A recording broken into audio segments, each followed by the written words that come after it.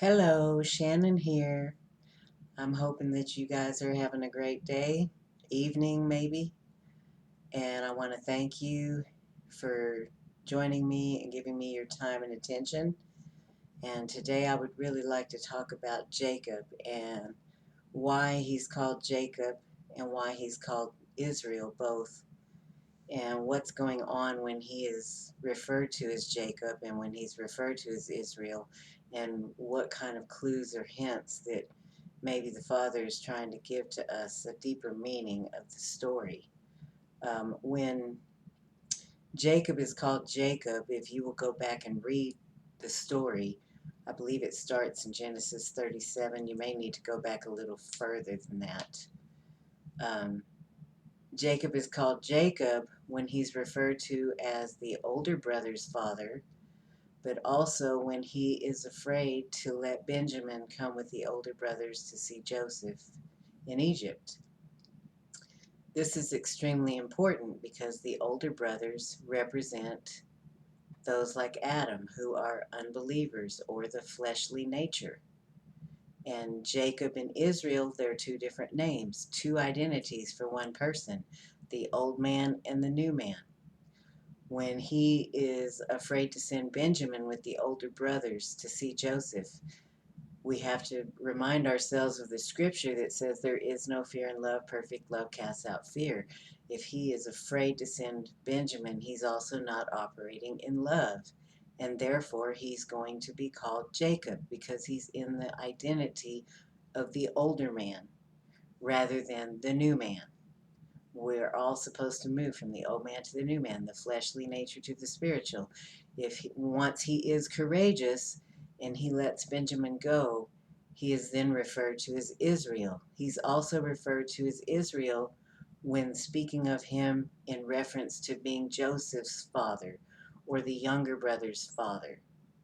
This is important, and if you will go back and read it, you'll notice it.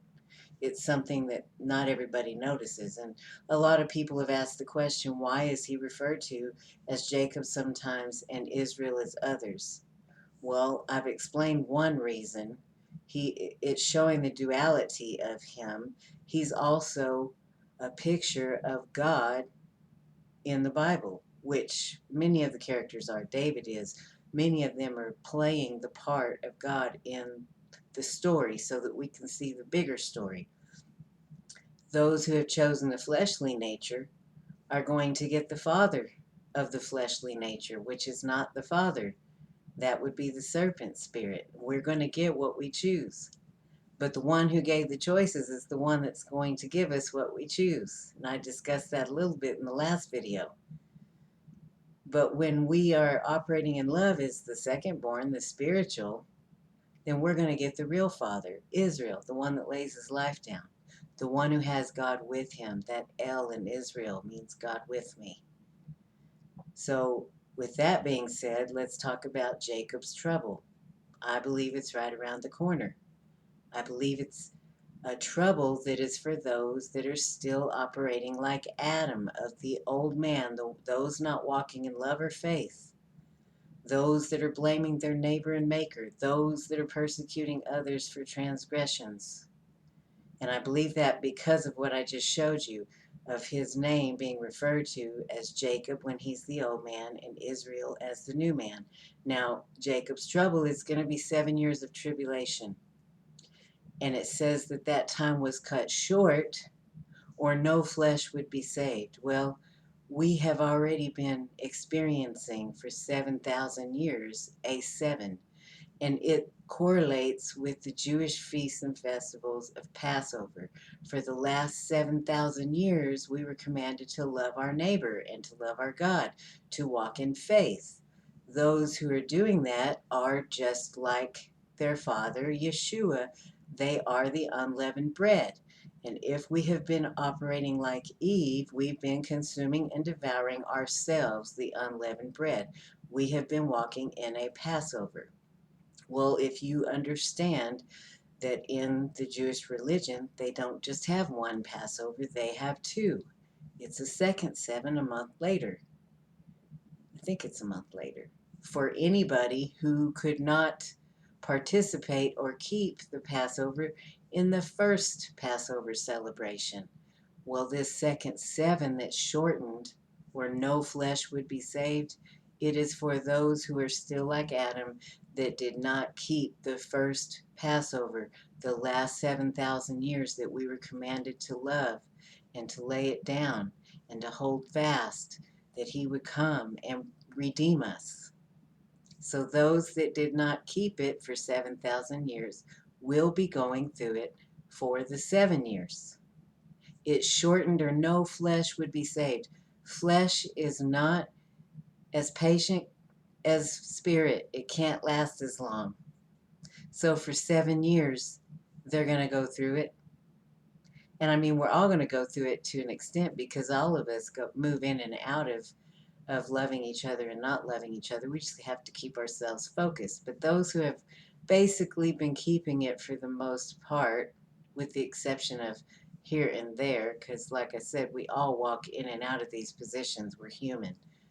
But for those who have not walked in love, who have blamed their neighbor and maker, who have pointed the finger and persecuted others for transgressions, they are the ones that are going to go through